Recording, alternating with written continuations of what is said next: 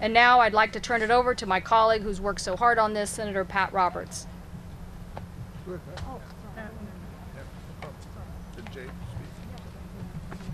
It's not often that you are able to go ahead of Storm and Norman.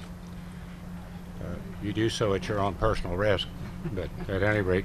I'm Pat Roberts. I represent Kansas along with Sam and Rich. We have an awful lot of outstanding workers in Wichita. I know everybody brags on Seattle. That's from Washington. We brag on Kansas and what we do there in Wichita. And I'm very pleased to be here with this posse with Patty and Maria, Kit, myself, Storm and Norman, Jay, and Rich here to express our comments. Some of this will be repetitive, but write it down anyway. Basically, the World Trade Organization has publicly determined that the European Union unfairly subsidized their aircraft industry. That's the bottom line. Every instance of launch aid provided by European countries over the past 4 decades.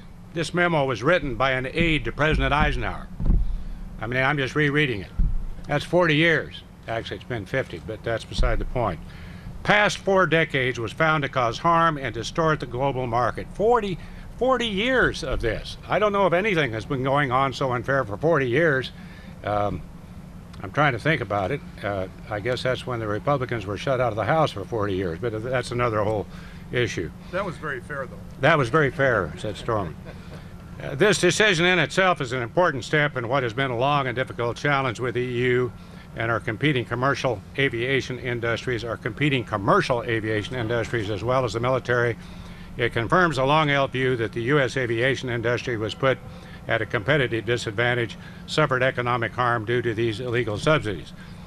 I wholeheartedly agree with my colleagues and disagree with the decision by the United States Air Force and the Department of Defense to completely ignore the WTO's decision and the final request for proposals. That just doesn't make any sense.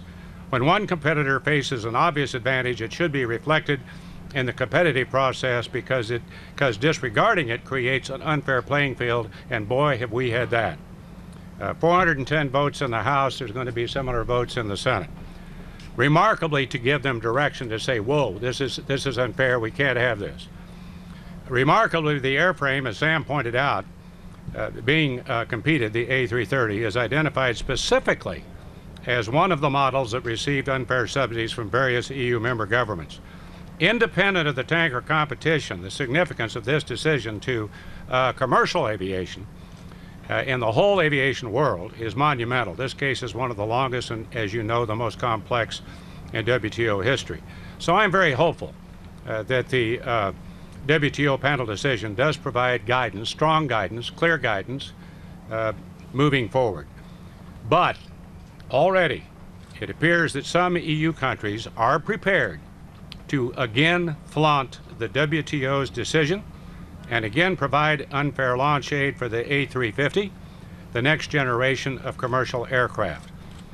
I urge the Obama administration, I urge the Department of Defense, I know all of us here will be fighting that fight to see what we can do, our trade representative, to prevent that from happening. That would be salt in the wound, for sure. So I will continue to support the USTR's aggressive efforts to pursue a level playing field in the commercial aviation market as well as in our defense acquisition process. Long time coming. Great day. We need to move from this progress. Thank you. And now I'm delighted to introduce the guy who I used to set picks for. He would shout husky and make the 3. Thank you, Pat.